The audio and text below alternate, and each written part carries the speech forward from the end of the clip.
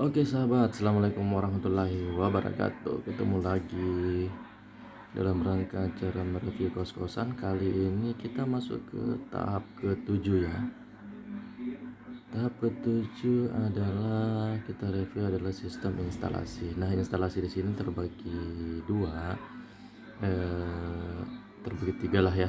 Instalasi air bersih, instalasi air sendiri terbagi dua, yaitu instalasi air bersih dan air kotor.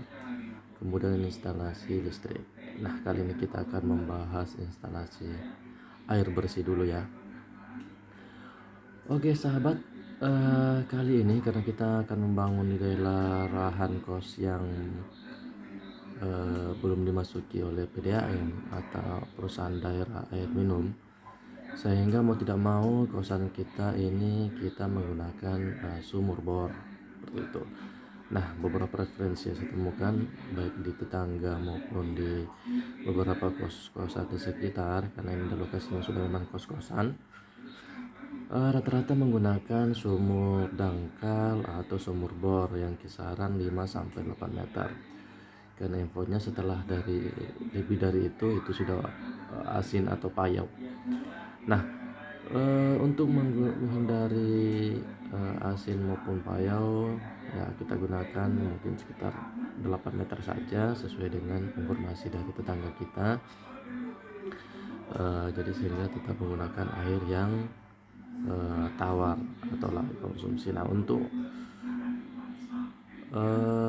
selanjutnya kita akan membuat treatment juga terkait air bersih ini, karena merupakan sumur bor dan informasinya adalah berada di lahan bekas rawa ya sebenarnya ya, sehingga airnya pun akan payau seperti itu jika terlalu dalam.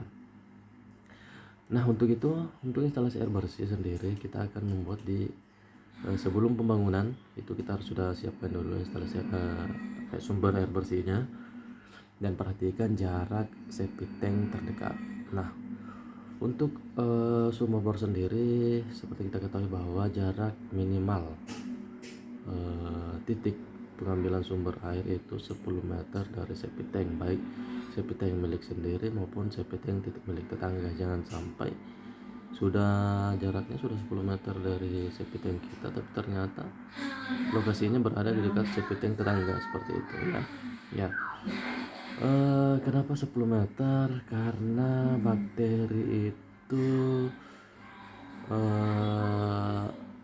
jarak yang bisa ditempuh sampai dia batas umur hidup itu 3 hari, atau anggaplah kalau 1 hari itu 1 meter jarak tempuhnya bakteri, artinya idealnya ya sekitar 9 meter ya, artinya kita bulatkan 10 meter lah sampai ke sumber air dia sudah mati, seperti itu, bakterinya sudah mati seperti itu.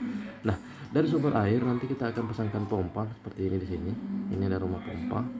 Nah, di sini kita akan sudah ada stop kerannya.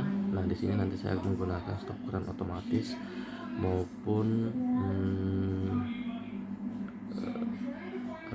colokan otomatis ya, seperti itu. Kemudian akan masuk melalui beton yang kita buat ini konsepnya sama dengan pipa air hujan tadi, jadi tanam bersamaan dengan pipa air hujan pada saat pengecoran, tapi bukan pada struktur kolom. Ini adalah tambahan saja di luar. Kemudian kita bungkus pakai ram kawat, kemudian kita kasih plesteran lagi atau coran lagi sehingga tidak mengganggu kekuatan dari struktur kolom kita. Kemudian terus naik sampai ke lantai 3. Nah, di lantai 3 ini kenapa saya menggunakan 3 tandon ukuran 1200? Karena untuk tandon satu ini rencananya adalah tandon pengumpul karena kita belum tahu seperti apa nanti kondisi airnya. Jadi ini tandon pengumpul.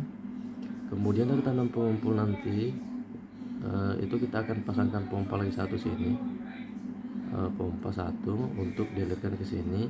Nah, sebelum ke pompa dari tandon ke pompa satunya nanti, atau di sini ya mungkin ya masih ada space. Nah, sebelum ke pompa nantinya kita akan memasang water filter atau water treatment di sini yang ukuran 1350 merek Niko, maaf menyebut langsung merek Niko filter yang tabung besar. Kemudian nanti kita akan buatkan 3 filter kecil seperti itu. Jadi dari tabung itu dipompa ke filter kecil, kemudian kita akan kumpulkan di 2 tabung ini. Nah, 2 tangki inilah yang akan dialirkan ke tiap lantai seperti itu. Nah, untuk instalasi air bersih sendiri, di sini kita akan menggunakan sistem stop keran ke masing-masing titik lantai, karena di lantai 2 ada 2 kiri dan kanan, lantai 1 ada kiri dan kanan, sehingga untuk inletnya di sini nanti kita akan membuatkan tabung besar pengumpul 4 inch dari yang keluar dari tandon ini. Kemudian dari 4 inch itu akan muncul lagi pipa ukuran 1 inch masing-masing. Jadi ada 4 pipa ke masing-masing jalur kamar. Nah, untuk di setiap jalur kamar, maupun ini dari atas lantai 3 itu turun ke sini ya, ke kolom lantai 1, kemudian kita bungkus nanti dengan coran juga. Nah, ke masing-masing kamar, anggaplah kamar paling bawah ini saluran pertama. Nah, ini kita akan batas sampai di sini, kemudian kita akan pasang stop keran juga di atas plafon. Kemudian kita buat manhole di sini, posisinya manhole gunanya untuk mengontrol stop keran di sini. Jadi ketika terjadi kebocoran atau keran rusak di kamar mandi 1 ini, kita tidak perlu mematikan stop keran di lantai 3 atau dari sumber dari tandon, sehingga pemilik kamar yang lain itu masih bisa menggunakan air bersihnya. Hanya di stop keran kamar 1 misalnya saja yang kita matikan, sementara kamar 2, kamar 3, kamar 4 itu tetap nyala. Nah, sementara untuk kamar di sebelahnya itu nanti juga akan mengalir dari plafon di sini, kemudian masuk ke sini seperti itu sampai ke sini. Begitu. Sama halnya dengan di lantai sebelah tadi atau bangunan sebelah, itu kita masing-masing gunakan stop keran. Jadi dari tandon kita gunakan 3 atau 4 inch pengumpul, kemudian keluar dari kita masing-masing buatkan lagi stop keran ke lantai, ada 4 titik outlet itu ukuran 1,5 inch, kemudian turun sampai ke sini itu ukuran 1 inch, kemudian masuk ke bangunan, kita tanam ke bangunan untuk satu pipa 1,5 inch per 2 inch ya, itu langsung ke jet washer, kemudian ke tangki kloset, kemudian itu langsung ke keran air, kemudian langsung ke keran water heater. Nah, jadi ada mengecil ya, gunanya untuk apa? Itu untuk memaksimalkan tekanan air.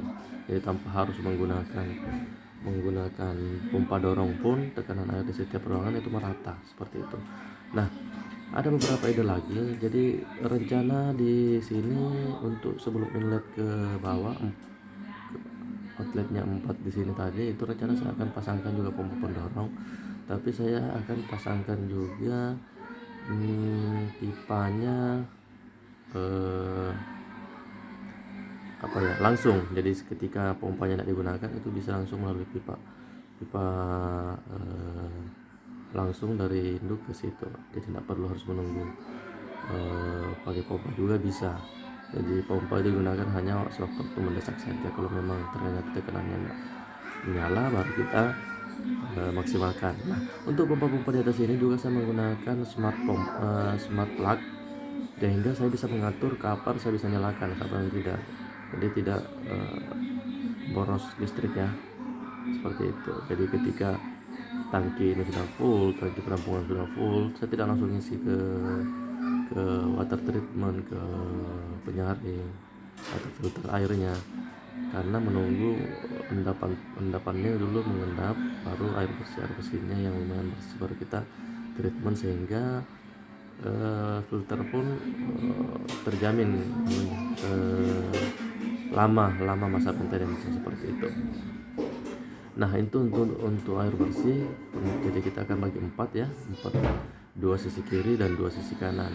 Nah, untuk di bawah ini tetap kita pasang nanti air bersih untuk area cuci kendaraan di sekitar pagar sini, sehingga penghuni pun tidak repot-repot atau tidak susah untuk mengambil sumber air, karena sudah ada dipasangkan di tepi untuk kepentingan mencuci kendaraan atau motor para penghuni kos, seperti itu. Oke sahabat, mungkin itu kali ini terkait instalasi air bersih. Selanjutnya kita akan ketemu di review selanjutnya. Bye bye. Assalamualaikum warahmatullahi wabarakatuh.